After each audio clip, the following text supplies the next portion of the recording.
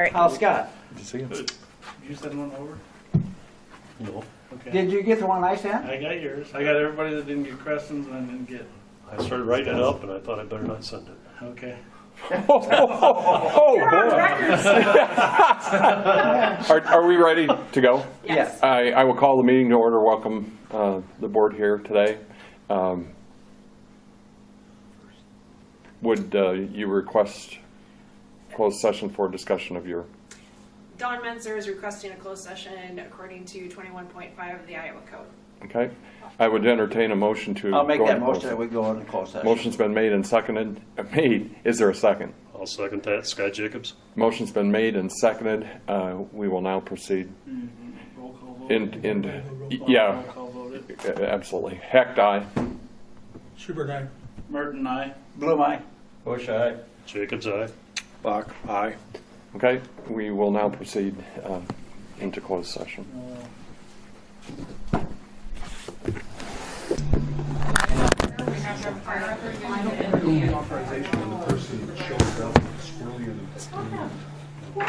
Basically, we said we're gonna have to accept it, do the prior office, then it's.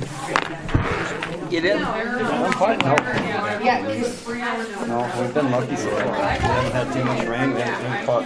until the hot. We had a little green By the snap, way, but it it'll was be 3 hours. just very, very little. Yeah. Catching raining. Elsa got a little shower yesterday. I don't know if we got over to Cherokee or not. We're needing Some of them look We pretty are. needing a rain. We are too. Been picking some corn all week and it cracks out there. Oh, really? And our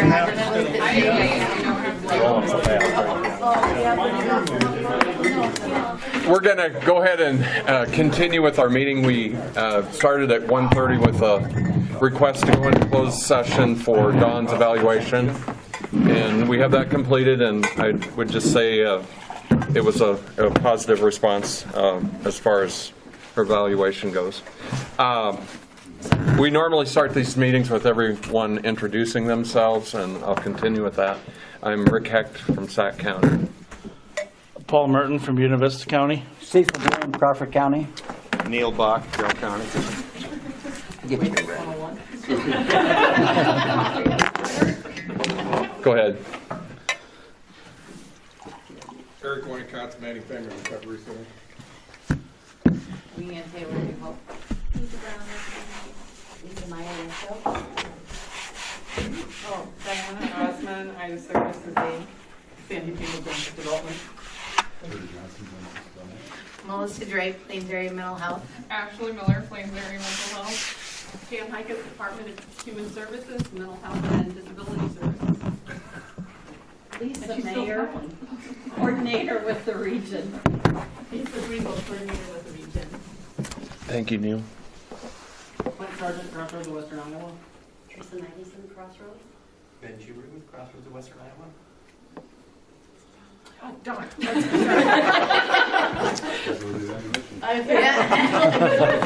She's still quaking. Louise Galbraith, coordinator with the region. Preston Schubert, Ida County Supervisor. Scott Jacobs, Calhoun County. Dennis Bush, Cherokee County. Thank you, everyone. We've had minutes that were emailed to us. We had an opportunity to look at minutes from the previous meeting. I'll make a motion to approve the minutes as presented. Oh, real There needs to correction. be a change to the minutes in the mental health advocate salary. It states in the minutes that she's hired at a salary of $40,622 plus benefits. And because she does not meet the salary test according to the Fair Labor Standards Act, she'll be paid an hourly wage up to 2,080 hours per year.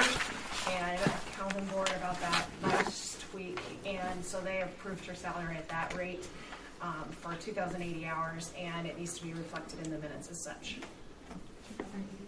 2,080. 1953. Thank you. Any others? Okay, with that change, and I guess it's part A, paragraph 6. I'll second the motion to approve the minutes. Amended minutes. Minutes. Is there any further discussion? Hearing none, I'll call for the question. All in favor indicate by saying aye.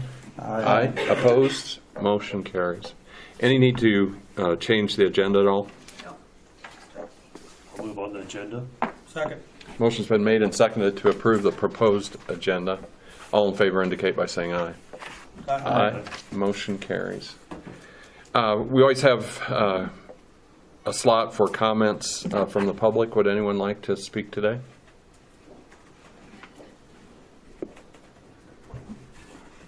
Seeing none, we'll move on. With old business. First bullet point being mental health advocate vehicle, possible action item. I had met with the BB board regarding the vehicle early June, and they declared it excess equipment. And so we had talked at the last meeting about the region purchasing the Dodge Caliber. I don't know that a price was ever named. Paul, has the board discussed that? No, I think we were For just, the region. what's that? I wondered if there was any price discussed or if you were looking at just donating it to the region. The one thing that came to mind after we had that conversation about the book value of it is that that vehicle was depreciated out in our cost report when it was purchased through the case management department. So it's already been paid for with Medicaid dollars, and BV County retained the car.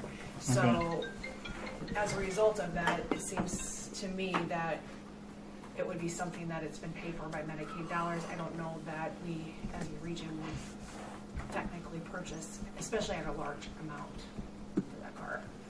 The other option is, when I met with the board about the vehicle, one of the supervisors of BB is selling a 2016 Jeep Renegade with the Latitude package. 15,000 miles on the vehicle. It's got keyless entry, keyless start, a lock on the gas, remote start, push button, the navigation, and he's asking $15,000 for it. So you have two options, either to purchase that vehicle or depending on what the BB board decided on the Caliber. Okay, well, we didn't, I guess, after you left that day, we just said we'd sell it, if there was a monetary value to what the board thought was the fair amount. Now, if it's not, that we can't, charge a price. I mean, that was, I guess they left that to me to, this board to see if they wanted to make some kind of an offer. But if you say that we shouldn't be making, the offer shouldn't be, I think you could there do should it either no way, monetary. but, it was over the course of 5 years depreciated out in cost report, and then you retain the vehicle. You're the property owner of that car. So whether you want to just charge a small fee that the region purchases it so that there's ownership of it versus BB owning it, I think that's what you need to consider. And we did decide that in last month's or our last meeting that the region would be the owner Right. of the vehicle either way, but Provide the repairs, the upkeep on the Yeah. car, and the insurance. I would support the board making a token offer for the Dodge Caliber. I think for our needs, I think the gas mileage will be better. And the second thing is, from the BV standpoint, if they have another surplus vehicle in this Jeep, it'll probably be easier for them to sell the Jeep to an outside party. that was a private sale though. It was a, Oh, a private It wasn't, yeah, it was a private sale. Oh, private thing. sale. Well, I would Yes, still, yeah. I would still want to maybe make a token offer on the Caliber. Do you have anything in mind, Paul, that would be satisfactory? No, I don't know. Probably not all that much knowing but what they're worth, I have no idea. It's the blue book we looked up on there, and the range was all over the place. But I don't, that was anywhere from 3,000 to 8,000, so that's a pretty big window. But I don't know if you guys want to be 3,000 as token or not. So I might not be token what you're considering. So. What's the view of the board? I mean, I think we'd accept probably any offer. I'm not. Would 500 be a token? That'd be a token. You should say small token. Small token of your appreciation. Well, you're the old car dealer, aren't you? Yeah. I mean, this is your field of expertise. But basically, I think what Donna's saying is that We due to the shouldn't- nature of how it was purchased originally, I don't think anybody's expecting us to pay full market value for it. Right, and I would agree with that, so.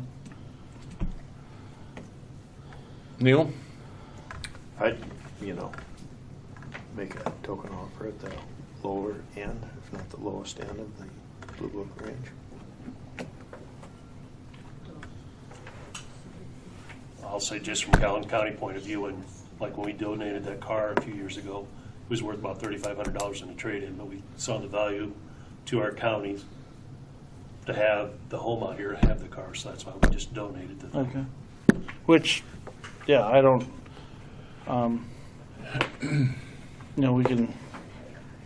I can take that. I don't know that anybody would have a problem. I'll take that back to the board if that's what you want me to do. That's And be- your board, but that's just how we felt. I guess have the discussion with them if they Okay. think it's necessary to have some kind of monetary offer, that's fine, and then if they'll go the other way, that's fine too. Anybody? We want to kind of put an upper limit on what we're willing. Or would you feel better taking a dollar amount to them right away and they can approve it or disapprove it at your next meeting? Well, yeah, I don't know if that's showing our hand, or the board's hand. I'm kind of sitting on both sides of this. It's a little tough for me. Little conflict of interest. Yeah, a little bit here, so. I'd rather leave it to you guys, the rest of the board, to give me something to take back to them. If you want it as a donation, I'll take that back. If you want to make a small token, if you want to make a token or a large token, I'll Well, take it all. I would make my small token Okay. in the form of a motion if you want. I move that we offer the BB board a token amount of $500 for the Dodge Caliber. Is there a second? I'll second. Motion's been made and seconded. Any further discussion? I think it's $500 unless they decide to donate it. Yeah. Any further discussion? Hearing none, I'm gonna, Well, I will, okay, I'm gonna. Go ahead. I'm gonna abstain from this side of it, but I'm our supervisor, I can just tell you what the question is gonna be. Go ahead. Come up will be, okay, if they accept the $500, if that's what it is, will that just come off of our, part of our yearly or quarterly? No, I would write a We just- check just for do it. Okay, I okay, don't think you need it. all right, that's fine. Okay, any further discussion? Call for the question. All in favor indicate by saying aye. Aye. Aye. Opposed? Motion carries. I'll abstain. He abstains. We will let you use your conflict of interest. All right. Next bullet point. So we're taking the Jeep off the table, right? Okay, yeah. That's fine. Next bullet point, F18, FY18, supported employment grant outcomes. I guess I could talk a little bit, and Ben's gonna talk a little bit too. So, what? So we'll tag team it. Okay. First of all, John did a great job with the report, but we think, as Diane and I are talking, that maybe we've skewed the number somehow by taking out a row, and so it's not adding That's correctly. what I was wondering, yeah. So the numbers you have in front of you aren't quite right. They're close, which is good. They're close. But for Genesis, I can do Genesis and Ida counties, or Ida services, sorry. The numbers are great until we look at the average hour worked.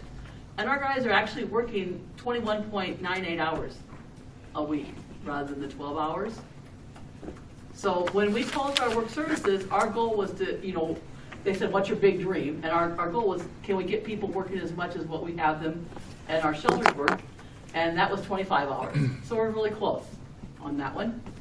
And then for Ida, they have eight individuals in group employment also. That's the enclave. And their average hour works is 19.43. No, excuse me. Yeah, 19.43. And facility-based, they're down to 12 now instead of that 24. So those, again, are going the right way. And were your numbers right, Ben, or not? They were, I think we sent corrected numbers to Dawn, but I think I'm not sure what you have.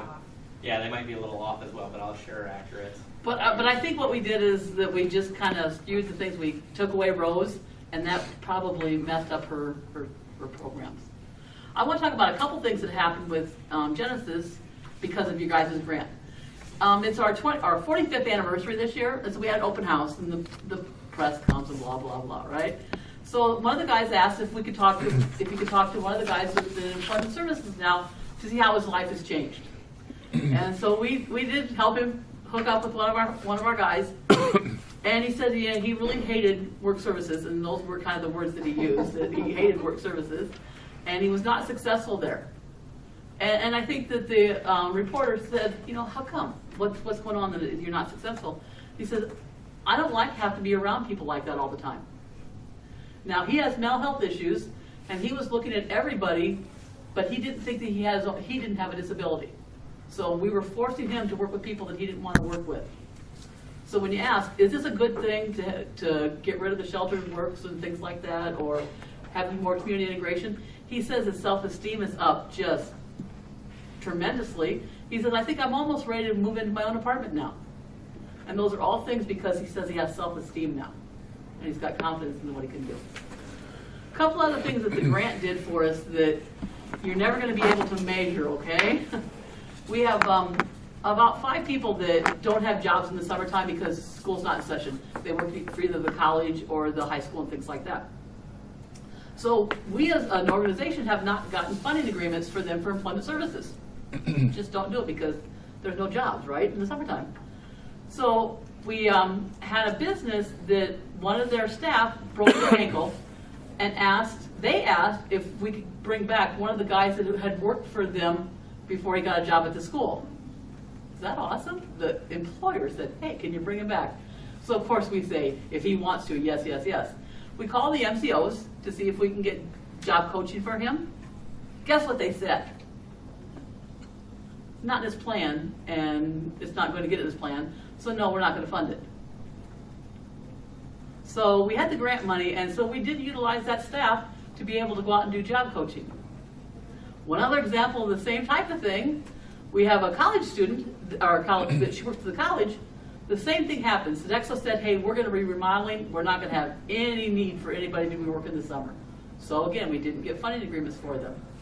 They call and say, hey, we got this great big project. We're going to cook all the food off campus and blah, blah, blah. We need a person for a couple weeks. Can she come back? This is her job. Can she come and do her job? And we're going, yeah, no problem. So we call the MCO and say, can we get a funding agreement for the month of July now because she's going to work? No. It's in her plan to work there, but we didn't get it. So again, because we had the grant, we were able to help her with the job, get her job coaching, and get her to work and stuff like that. So we really do appreciate this. I don't think you understand these little things that don't seem like a lot to you. It means a lot for the folks that are getting those grant dollars. So. Ben, you had some stuff too. I mean, I'll kind of echo a little bit what Sandy was saying too. We very much appreciate the support that we get from the region.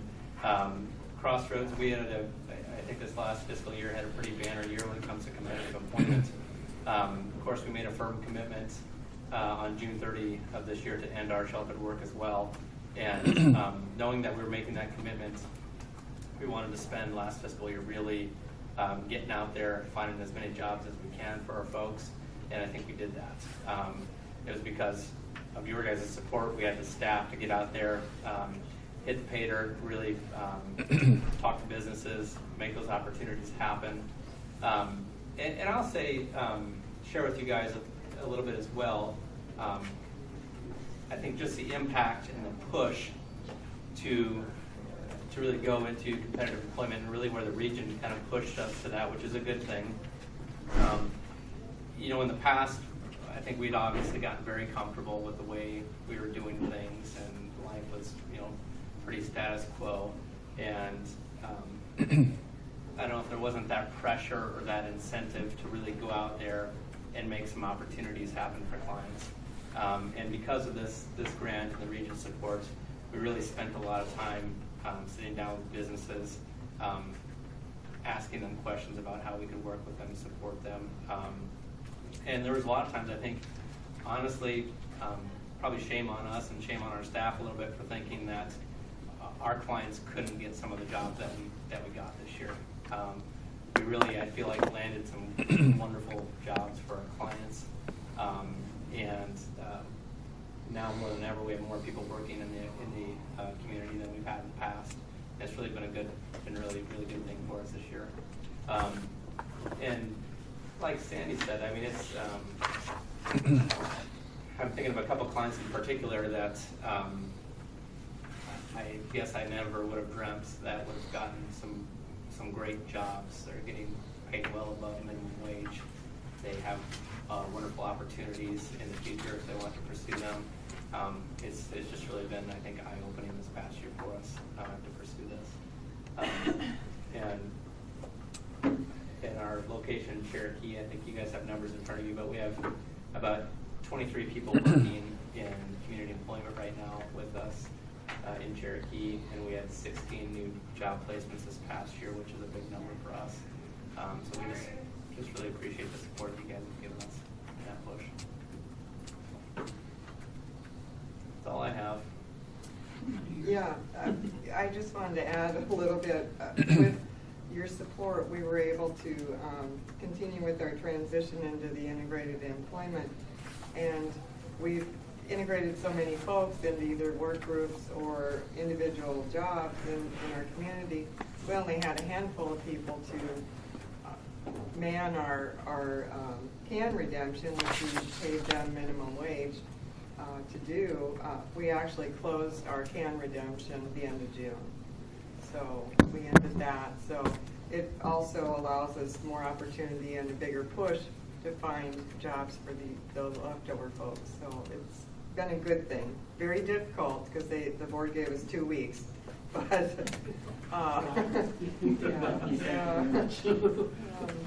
but it's going to be good. Thank you so much. Anyone else? Thank you. Next bullet point is Turning Point update. As of the 31st, we have served 209 clients since opening. As of the 31st for 2018, we have used 338 beds. So total unused beds for 2018 is 574. And our average daily census from January until July 31st is 2.28. We're trying to increase our average to at least 4.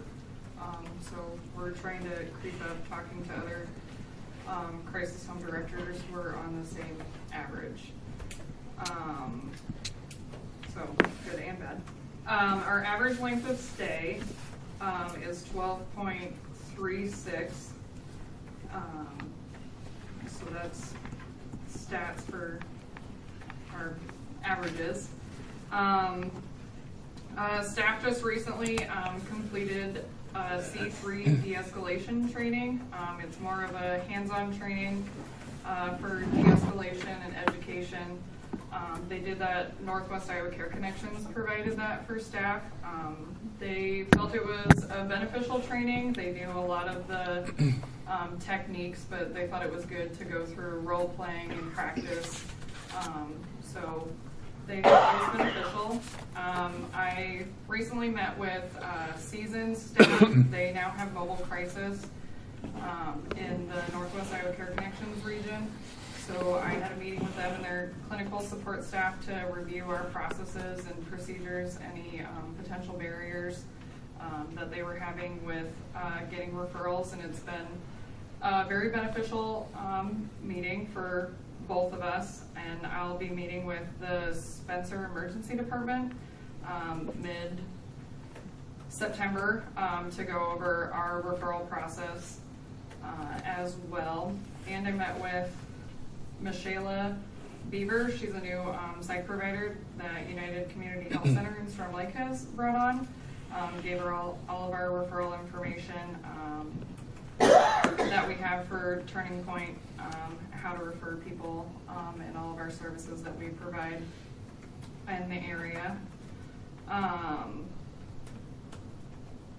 We've had an increase in referrals for people in Northwest Iowa Care Connections. That kind of bankrolled the Meeting with Seasons staff. And we're actually currently working on a referral today from Spencer, and we're trying to coordinate with the CSS region for funding for a client of theirs to transfer from St. Anthony's Inpatient Behavioral Health Unit to come to us this week as well. So trying to work on assisting where we can with other regions. And then billing. Spending a lot of time trying to get billing in order. We received our contract on Monday from United Healthcare. I still haven't received our contract from AmeriGroup. It's kind of been crickets from them since June, so I contacted them on Monday and again today, and I haven't heard back from them. I talked to another crisis home director on Monday as well, and they haven't heard from them since June either, and they haven't received their contract. So we're waiting to hear from that. Otherwise, all of my staff, we had to change a lot of when we got direction from IME, we had to change a lot of our processes and procedure in our electronic health record to be prepared for billing and making sure that we will be doing it correctly. So we should be all set to go on that by, I'm hoping, the week of the 20th. So we will be well prepared to, I want to say confidently, well prepared to bill United Healthcare and IME at that point in time, and then still waiting on AmeriGroup and the direction on that. Thank you. Yeah. Any other Any questions? Go ahead. Yeah. Oh, good. Go ahead. There was some, what is your bed certification? Is it 8 or 9? Because the one. 9. 9, okay. Yep. The reason I'm asking that, I mean, if you're averaging 2.88, you're basically a third full, and that concerns me a little bit. I'm guessing there are many days where you have maybe more staff than you have clients. Mm-hmm. Is there anything that you can do with the staff to make them a little more flexible? That I guess, I know they have to be there, but I guess if the staff is outnumbering the clients, that's a system that's not sustainable forever. So, is there something that I can do with Well, my staff? I know you're trying to recruit more. I guess the answer is to recruit more clients. Right, yeah. And, I think we've had this discussion several times, many times, and maybe 2.8 is always, maybe 3 is going to be the average forever. I don't know, but I guess I'm just kind of wondering about that. Yeah, our goal is to increase our census, and we've had conversations about low censusing staff, and I have done that in the past when we don't have the ratio from staff to clients, and we always consider that. Sometimes it's needed based on client behaviors, and the other issue is that because we're crisis services, we never know when we're going to get Sure. referrals and when staff are needed. So it's kind of a delicate balance that we need to have. So it's always something that we're going to need to look at. That's why we've been trying to push marketing more, meeting with providers more. a couple months ago, sorry, I don't have the date in mind, we had sent out all of our referral information, our brochures, and postcards to all of the hospitals in the state and also in South Dakota, which we did receive a referral from Canton, South Dakota, that we were able to accept. And now the goal is to start meeting with those hospitals and asking to have meetings with them, so that we can, face-to-face meetings are proving to be more beneficial for us, so that we can more thoroughly explain what our service is rather than sending just the mailings and following up with people. So we're working diligently to get the billing side more available, and get that going, and then trying to fit in the face-to-face meetings as well. So trying to push the marketing, trying to push the billing, and hoping to get our census raised as much as we can. One last question. When you go out and you've asked these people for referrals, is there a common reason why they don't use your facility? Is there one reason that kind of comes to the top more than any others why they don't use our service? They're not aware of it. So a lot of it is still pushing and doing the education about that it's available, its use, what the purpose of its use is. I did do, sorry, I forgot.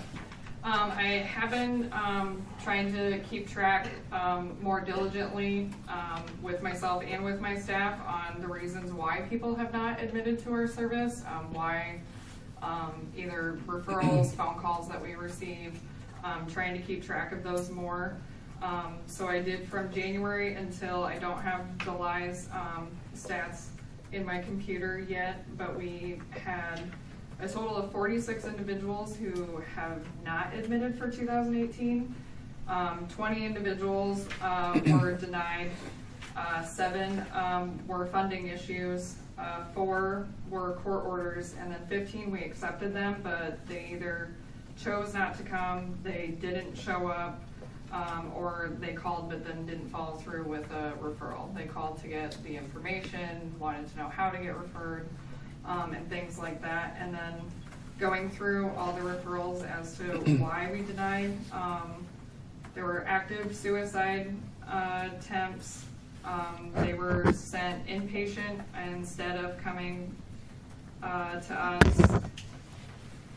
Substance abuse, actively psychotic,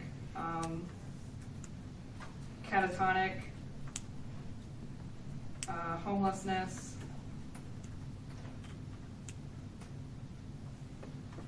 a lot of active suicidal violence, and they chose not to come, and substance abuse were the main issues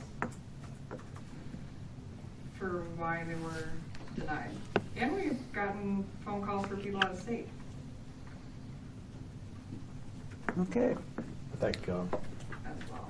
face-to-face meeting would be so much more meaningful. I mean, if you're looking for a house or car, a piece of furniture, read every ad, you don't, and you get something in the mail to do with them, it's gone, like, in an instant. So I think a face-to-face meeting is of utmost importance to you. Yep. And make sure other regions, of course, have had this before, are well aware of our services, and we'd house people if other regions had, the need, and ours was closer, or for whatever reason.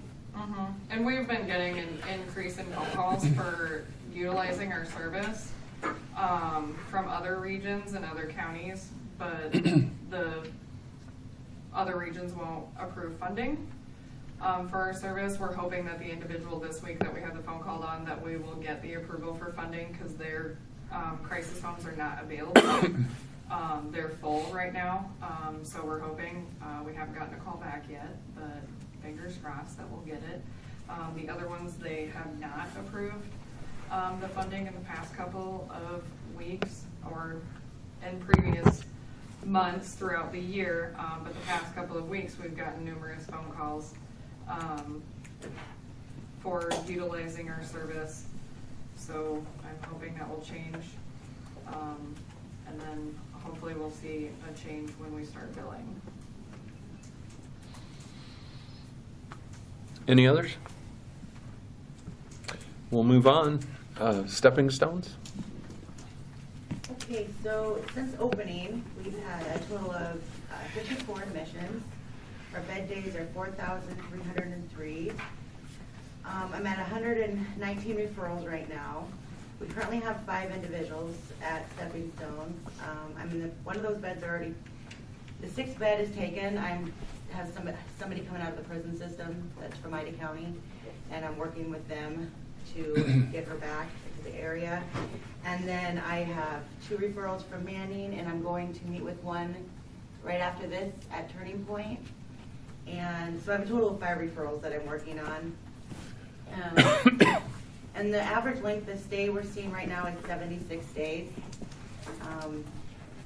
As far as referral sources, they continue to be pretty much the same. 27 from Turning Point, 13 from Plains area, 18 from Manning, 10 from the coordinators, 7 from St. Anthony's, 3 from family, and then 2 from the Southwest Iowa region, 39 other referral, just like public health, Cherokee Mental Health, other hospitals, care centers, all kinds of different ones. We recently hired two new staff, so we're in the process of getting them trained. I am working on our annual report. So my hope is to really break this up, because on the 16th is our 2-year anniversary. So I want to come with some more specific, on the discharges, where they went, what services they left with, if they were successful. I have all that information, and I'm compiling it with QA right now, and I hope to bring that next time. And we recently had 3 individuals discharged in the last. We're regrouping right now. We had 3 individuals discharged in the last 2 weeks. So my emergency bed has been full since June. So I've had 8 individuals until the last 2 weeks. Any questions? Thank you.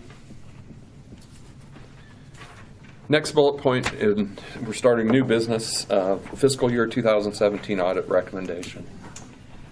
The 2017 audit was completed right at the end of June. I forwarded you an electronic copy. I do have a few hard copies. I know Dennis is here, so let's take that. And if you want one, I can get one from someone that's here. When I met with Tammy Carlson, she didn't feel the need to meet with the board. The only deficiency that was found on the audit was the same as was listed last year, which is the segregation of duties. It's an internal control deficiency, and what Tammy's recommending, as she did last year as well, is that because we are a very small office in Beatty County, and it's just Linda and myself handling the claims, she felt that it was very vital that a transaction not be handled from inception to completion by the same party, and that she recommended that periodic review by board members of sample claims be conducted, and that you need to sign off or initial those reviews. So it would need to be a couple designated board members that would come in maybe quarterly and just pull some claims and compare it to the auditor's report to make sure that there is no mishandling of the funds. And the other recommendation was that expenditures and revenues need to be provided to you as a board monthly. I have been sending you the claims listing every time I receive it from the auditor's office. But I will also now be forwarding on the monthly expenditure list as well as the revenue sheets for the region, so that you can comb through those, and if you have any questions, let me know. Other than that, our net position for 2017, financial net position for the counties in the region was $4,701,818. So she rolled on it, but she did a nice job on it, and it is completed. And so you need to just go through that if you have time. If you have any questions, let me know. And for the providers, if anybody has interest in a copy of the regional audit, just let me know. I'd be more than happy to send a copy to you electronically. Any questions? And you send one to each county auditor, don't you? I have not. I forwarded you the electronic copy. last year I received the hard copies and provided them to you as board members, but I left it up to you to provide it to the auditor, but I can certainly do that if you request it. I would like a hard copy sent at least to Crawford County. I think that, We stamp it and. Every county? I think we should, yeah. Okay. Yep. They usually file those. I don't know whether I requested I them. got one, Okay. yes, I did. And for some reason, I wasn't able to open that attachment with the audit, the electronic copies, so I don't know if there's another way you can send it in a different format. I'll just give you her copy. Okay. Yeah. And then did you receive a copy or at all? Because I know when I was out, Tammy had dropped off a couple and I thought one was for you and one was for Vivi, but maybe it's just this one. All right, I haven't got one, so Okay. that'd be. Go ahead and take that. Yeah, I'll take that. I'll give you one I have. Questions? It's over a year ago, so you might not have any.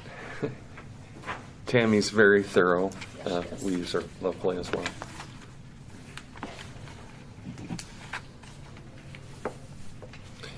All right. Our next bullet point would be introducing Jan Hikas. I've known her for a long time. We served on the Mental Health Commission together, and she has had experience both as a CPC and now with the department. And I'll give you the floor. All right. Well, first of all, you should also know that your the regional fiscal, the budgets or the audits are also found online at the state auditor's office. And I'll have you know that I had a small heart attack when I compared Rolling Hills with this year's annual report because the differences were quite great. But I found out that they had posted the FY16 audit. Oh, boy. So that got corrected, okay? It took me a while to figure that out because it's like, no, this cannot be 25% off. This is not okay. Yeah, I'm glad you didn't call me on that one. Huh? I'm glad you didn't call me on that one. No. So just know that you can always go online. If you want to look at other regions' audits, you also can go online and look at the other regional audits. And sometimes that's just an interesting bit of information to know. But yeah, that was my heart attack about 2 weeks ago while you were on vacation. I knew you were on vacation, so that's why. Figure that one out. When I talked to Dawn to see what you might want to know, I thought maybe what I'd do is just kind of review some of the legislative changes that have happened this year. And so, you know, and I don't know how many of you, I know there was a presentation, a webinar yesterday with ISAC, and I don't know how many of you had a chance to. I did not.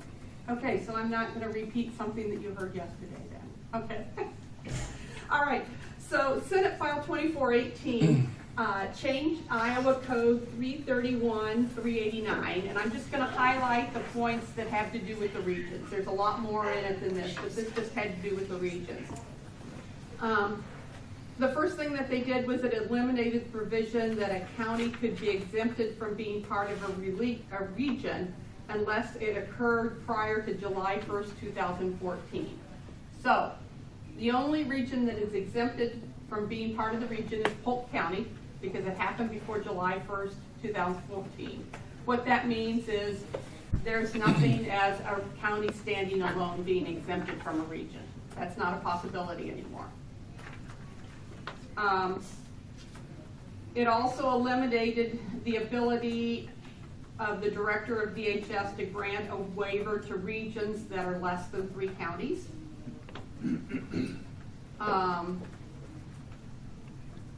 Counties in the region have to be contiguous, which was always there, but what it did was also eliminate the exception if the counties had a prior formal relationship. Okay, so counties have to be contiguous now. And just to clarify that the director does not have the ability to approve new regions. Some of you may know that there were counties in Western County Social Services region that are looking at forming a new region. That takes special legislation, of which there was special legislation. Also, it gave DHS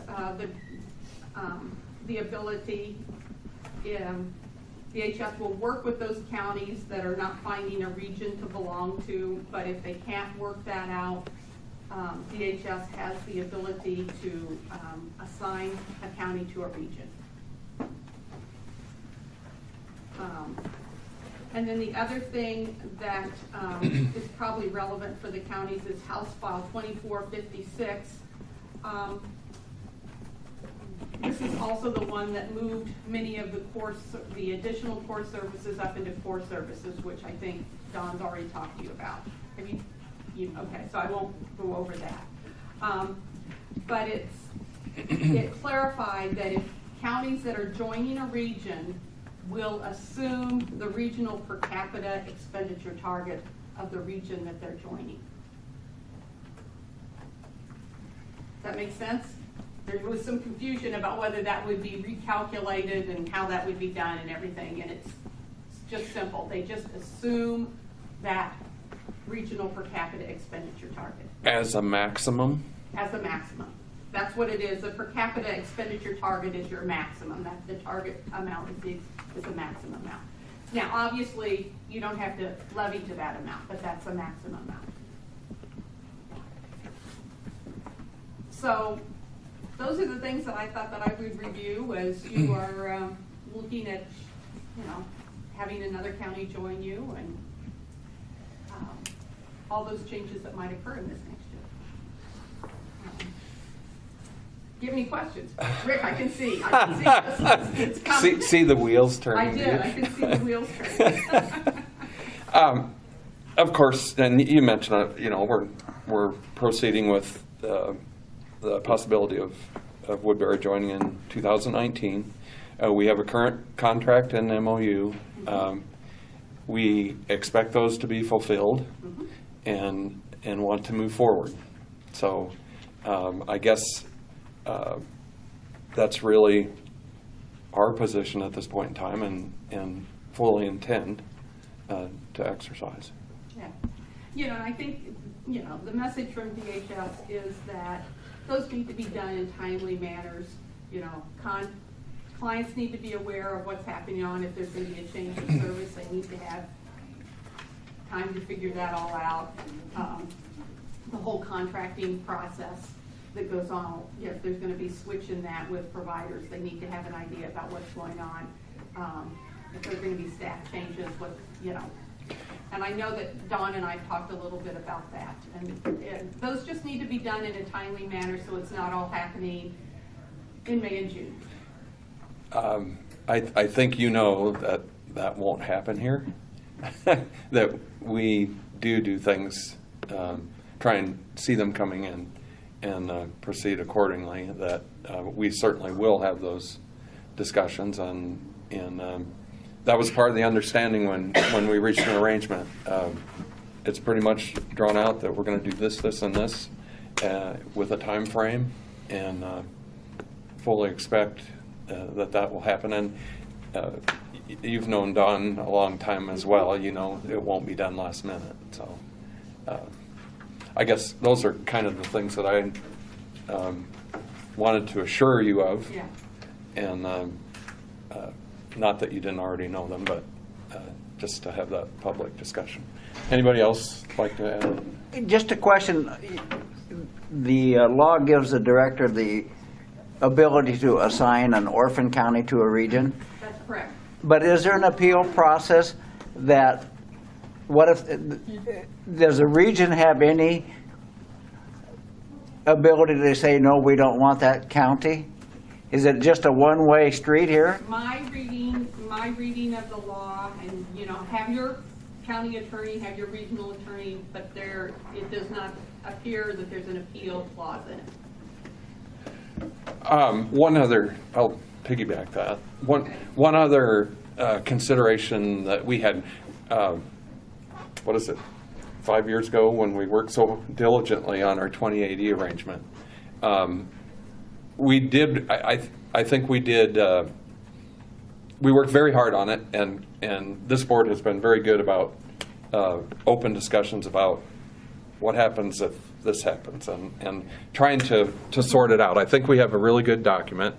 If somebody were assigned they still come under the 28 region arrangement, correct?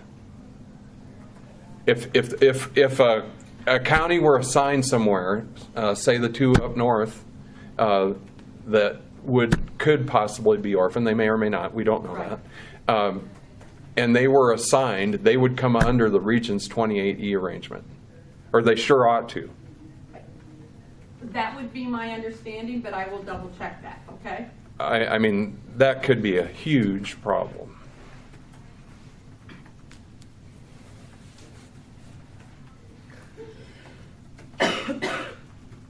I think let's get specific with Woodbury County. That's what everything seems to be rotating around. Let us pretend or assume that they don't meet the qualifications of the memorandum of understanding that we've set forth, and then we've said, no, you haven't met the criteria that we all agreed on. So they become an orphan county. So I think the specific question was, the director will assign them either to one way or the other. What 28E agreement do they assume, the existing 28E agreement of the region they're assigned to, or do they negotiate, or what's the deal? I will pose that question, okay? Other questions that you might have, these are good things for me to take back. And I guess, again, I would like to reinforce, if they're being added to someone, why wouldn't they be forced to adhere to the 28 arrangement that they are joining? Joining in. I mean, that only makes good sense. Absolutely.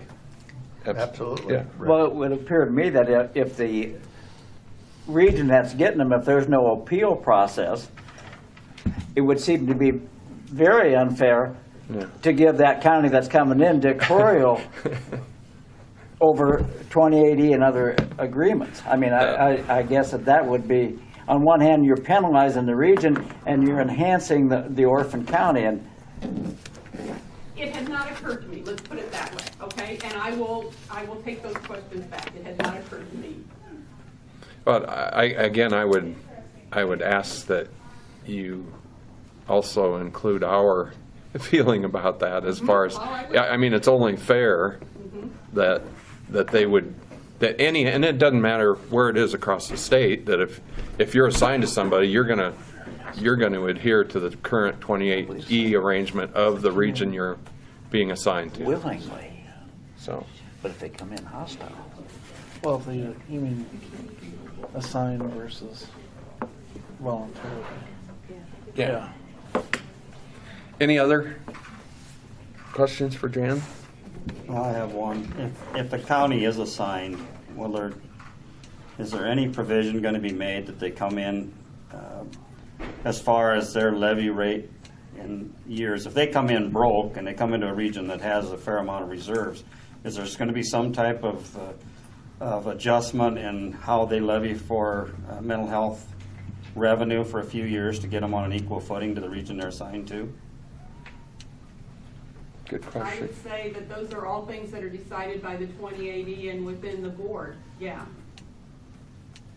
Well, you can't tell a county, you can't change a county's financial situation just because you wrote a 20E and said they have to have so much money. Yeah, right, if they have, the only source of money that they have is in property tax that comes in through the mental health levy. Yeah. Okay, they can't be transferring it in from any place else, that's not allowed by code. So that's the only thing that they would have would be reserves and increasing the levy. But would they be allowed or required to levy to their max, even though the region they're coming into may be levying at a lesser amount till they're at an equal footing as far as reserves?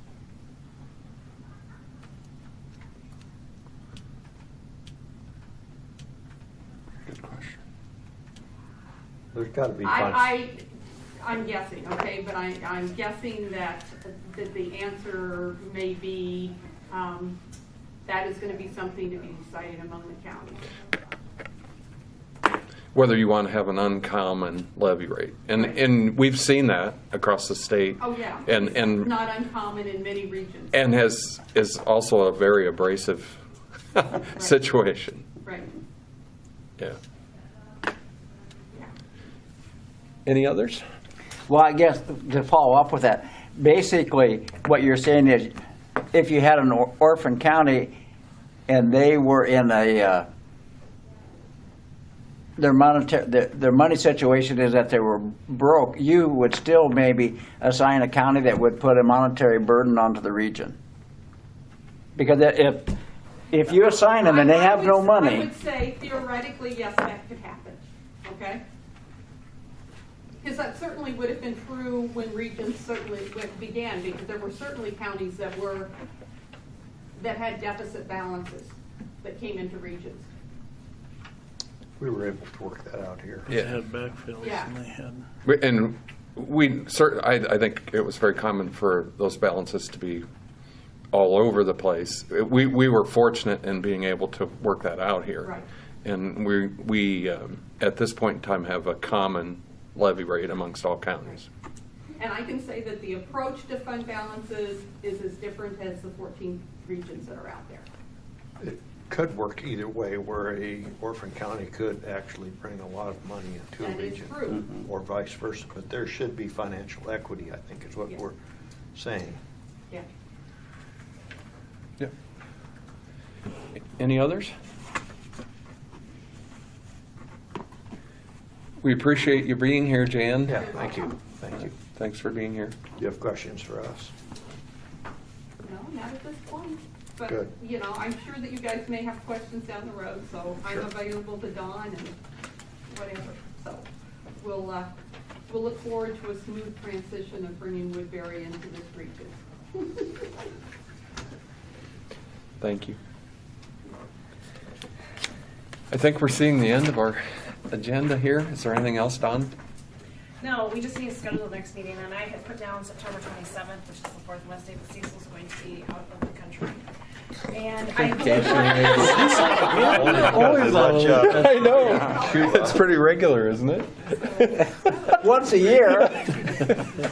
So I had thought when I talked with you earlier, Cecil, that we do have it in the MOU that any discretionary non-core services for Woodbury County providers would need to be requested by this board or to the board by October 1st. It's actually October 31st. So we have a little bit of time if you guys want to go ahead and schedule in September, but by October 31st, all of those requests need to be made. And I mentioned to you earlier, which just so the providers are aware, I do have several visits scheduled with Woodbury County providers in August, and I will make them aware. I just want to get to know what their needs are, what some of the regional funding needs going forward would be, and make sure that they understand that that is the requirement, that they make some proposal before the board prior to October 31st for budgeting purposes. Okay. Jan? I guess that is one question. It said, in the memorandum, it said the FY16 plan. Oh, the management plan is approved by DHS in 2016. That's what you're thinking of. It was amended. It was amended to the, okay, because I was just gonna say, Move it a because week some ahead. of those That's kinda what I'm services, thinking. those Move it up a additional week. core Yeah. services are now core services. I'll So bring it you'll up. need to, Woodbury County core and non-core services will only be funded if they are allowable services within the management plan as approved by DHS on August 8, 2016, which is when we amended our plan to remove work activity. That's Jewish. So that's our current plan. That's why it's listed that way. okay, but if in fact that you have additional core services that they're providing that have now become core services as of July 1st. Right. We're referring to some of the things that Woodbury County providers have been receiving that are not even non-core. Okay, I just wanted to clarify. Provider improvement grants, those kinds of things that Woodbury County has traditionally done, and Sioux River's continued that practice, that any situation that they want to request that funding from Rolling Hills, it needs to be made by October 31st, because it's not in our management plan that's currently in place. Okay. Anything else, Jan? No, just wanted to make sure you knew those additional core that Oh, are yeah. now core are now, yeah, mandated. Okay. Don? We were just having a small conversation about advancing the meeting a week earlier as a possibility. Okay. Anybody else? Does that work for you, or are you In gone? September? Yeah. He's leaving the. I'll be gone. Either the 20th or the 27th. Make it the 19th on a 19th. Wednesday. Why don't you take us with you? Well, I can fix you up with my trolley. No. It'd be a small token of your. Yeah, no, there you go. I'll pay the check fees on one piece of luggage. That's total. Small, okay. All right. No, the What's 19th. the desire of the board for the scheduling next meeting? Make it the 19th. The 19th Then on Cecil's Wednesday. here. He's leaving on Thursday. Do what? The 19th? That might work. I expected the response to be, I'll be getting ready for my vacation. Well, but I can multitask. Neil, you okay with that? I'm okay with any of those dates. Okay. 2 p.m.? Staff? September 19th at 2 p.m.